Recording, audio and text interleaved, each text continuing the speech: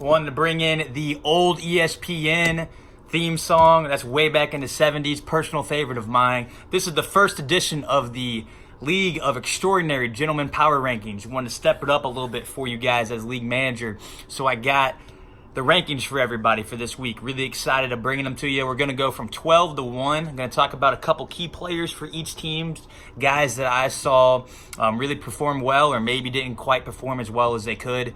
But I'm going to go start things out with, going to have the team, the record, and those two key players. So let's get rolling.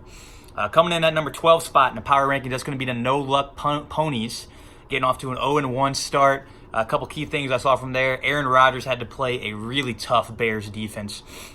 So expect big things from him moving forward. Kind of a tough week one for him. But then Tariq Cohen, really interesting guy for me. I think he might be the guy in Chicago. A lot of talks of David Montgomery this year, but Tariq Cohen looking really good. He's really well liked in that offense, so I think a big year might be coming for him. In the 11th spot, that's going to be Scam Squad. They did get a 1-0 record. They played No Luck Ponies. Getting a win is really important in this league because we do only have those 11 regular season weeks. But a 1-0 start for Jackie. The two key players I saw for him, Chris Carson. A lot of people thought that maybe Penny would be taking a lot of carries from him, but that's not what I saw. I saw Carson is the dude in Seattle. Really excited for the season that he's going to have. And then Devontae Adams, a big pick for Jackson in the draft. He wasn't great. Like that same thing with Aaron Rodgers. Really tough defense in Chicago. So he's going to hopefully get things back on track moving forward. In the 10 spot, Hopkins Lymphoma. 0-1 record to start the season out for Galley. He has DeAndre Hopkins, and he is a beast. He was consensus number one wide receiver coming into the year, and he did all of that and more. Really excited for the year that DeAndre is going to have. Nook Hopkins is a monster. That Texans offense is going to be great. And then kind of a bench player I saw for Galley is Kyler Murray, big guy that he drafted. Kyler Murray had a terrible first three quarters. I was talking with Adam on Sunday, and he said he looked like he should have been a JV player the first three quarters of the game. And then he is an all-state, all-nation, all-American kind of guy in the fourth quarter. So Kyler Murray, first game, he looked really good in that fourth quarter. Excited for what he can bring to the table. Speaking of Adam, great segue there. Number 9, Goff, Hawk, and Lockett. He's 0-1 to start the season. But he had some guys on the bench that can really play. That's why he rose up a little bit. He was number 12, as you guys know, in the pre-draft rankings, but I saw a lot of good things out of Adam to raise him up to the 9 spot. TJ Hawkinson is a monster for the Lions. I really like what he's doing in their passing game. They say that rookie tight ends have a little bit of a learning curve, but I don't think so. It looks like he's going to be a favorite target for Matthew Stafford. Excited for what he can bring. And then Deshaun Jackson. If he can keep his deep pass going, I think that he's going to have a really good year for the Eagles. He's back home, and he's looking really good with Carson Wentz. Leads me to number 8. That's going to be Jay Money, first year to the league for Jay Money. Excited to have him here. 0-1 to start the season. Had a really tough matchup, but saw some great things. Marlon Mack is going to be a really good player for the Colts this year. They are just feeding him the ball without Andrew Luck. They're going to be running a lot, so really like that pick of Marlon Mack. I think he's going to be great. And then George Kittle, he did a really good job with the targets that he got, but I see more coming for George. My opinion, an easy top 3 tight end, if not top 2. And he's just a great player for the Niners, and they might be better than people think they're going to be. Leads me to number 7. That's me. I won't go too much on myself. I just started the year 1-0. Baker Mayfield was shit, as you guys probably saw. I need a better week out of him, or he might be firmly on the trading block. But then Austin Eckler, I was really excited about him. Got him because of the possible Melvin Gordon holdout, and it looks like they don't need Melvin Gordon. Austin Eckler, he might be a wide or running back too. I'm really excited for what I saw out of him. The number 6 team in the power rankings, also 1-0. That's going to be Utah. Gase Ventura, Jet Detective. He had 2 players that I really liked. Josh Jacobs was the guy that he was banging. That was his bell cow, the guy that he was talking about in every draft. He really wanted Josh Jacobs, and man, was he spot on with him. The Raiders are feeding him the ball. He's a featured back. Never really got to have that in Alabama. But, man, was he good against the Broncos' D. And Broncos' defense is supposed to be pretty good this year, but Josh Jacobs didn't give a fuck about that. He looked really good. Michael Gallup, a guy that might be difficult to get into Utah's lineup, but he's going to be a prominent role for that Cowboys offense this year. I really like what I saw out of Michael Gallup, and he might force Utah's hand a little bit for the starting spot in the next coming weeks. Brings me to number 5, SEC Network.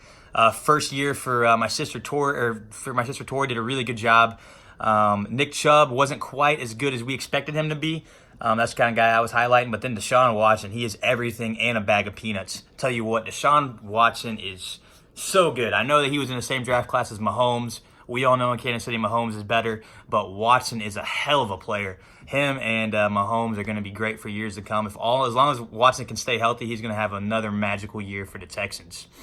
Leads me to Brett at number 4, Run CMC. He did start the year 0-1. Really, really tough matchup for him against Eric. He had a great week, though. That's why he's in that 4 spot in the power rankings. Lamar Jackson, wow. I mean, what more can you say about Lamar Jackson? He was fantastic in week 1. I expect those kind of things from him all year. I think he's going to be locked in as a quarterback 1. That Ravens offense is a lot better than anticipated. Really like what he's got going on. And then Christian McCaffrey, yeah, Christian McCaffrey's that dude. He was number 1 in my preseason rankings, and he proved that he is everything for the Panthers offense. He can catch, he can run. He is a 3-down back, a 4-down back if they want to go for it for 4th. Christian McCaffrey's awesome. What a keeper for Brett, and exciting that he's going to have him for years to come. Leads me to number 3. That's going to be Eric, who beat Brett in that first-round matchup. Brett is 1-0, Eric is 1-0 against Brett. I got to play Eric this week. I am looking forward to some more friendly competition, but not looking forward to going against his team. His team was fantastic in week 1. Derrick Henry, a lot of people thought that he wouldn't be able to continue his run at the end of the season. He did that and more. Looked fantastic against that Browns defense. I think he's going to have a big year for the Titans. And then Hollywood Brown. Yeah, I don't know if he's going to make the starting lineup against Eric, me this week.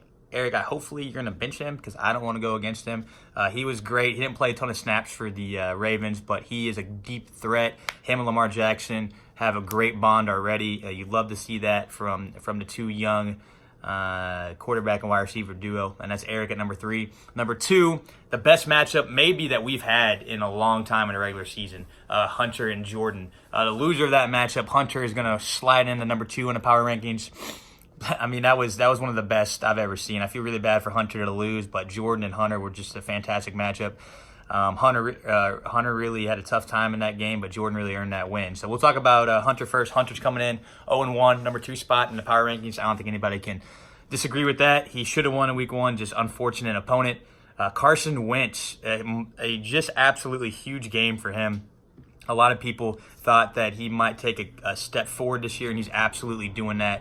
And then Hunter's guy, Mark Andrews from the Ravens, he was fantastic. He was great. A guy I have in every league but this league because Hunter's the one that told me about him. And Mark Andrews is that, like I said, that Ravens offense is going to be a lot better than people anticipate this year. And, of course, Hunter being that Ravens fan does have a little bit of piece of that. Lead us to number 1. Got to talk about Jordo here for a minute. What a week, Jordo. What got into you, man? That was incredible. Everybody that he plugged in had a fantastic week. He has the best quarterback wide receiver duo of week 1. That was Patrick Mahomes to Sammy Watkins. That was fun to watch. I know a lot of us are Chiefs fans in here, and that was just a fantastic game to watch until CBS cut us off because of technology issues. But Mahomes, I mean, he's the MVP. He's, if not one of the top 3, if not the best player in the NFL. Mahomes is awesome. Sammy Watkins is really, really doing a good job in the wide receiver 1 role with Tyreek being out for a week, maybe a couple weeks. You expect more of the same for Jordo, so wish everybody the best of luck that's going against Jordo here in the next couple weeks because he is on fire until Tyreek Hill comes back. Watkins and Mahomes is going to be great. That's the top 12, guys. I'm going to go through it one more time. We got Off in the Woods at 1, insert team name here at 2, Mexi Narcos at 3, Run CMC at 4, SAC Network at 5, Case Ventura Jet Detective at 6, Can't Guard Mike or OBJ at 7, J Money at 8. We got Goff, Hawk, and Lockett at 9, Hopkins Lymphoma at 10, Scam Squad at 11, No Luck Ponies at 12. I know this is a little bit of a long video, but I hope you guys enjoy it. I know a lot of you guys are getting off work, so maybe you can give it a watch tonight or next couple days. I love all of you, and I am excited for week 2 of the League of Extraordinary Gentlemen.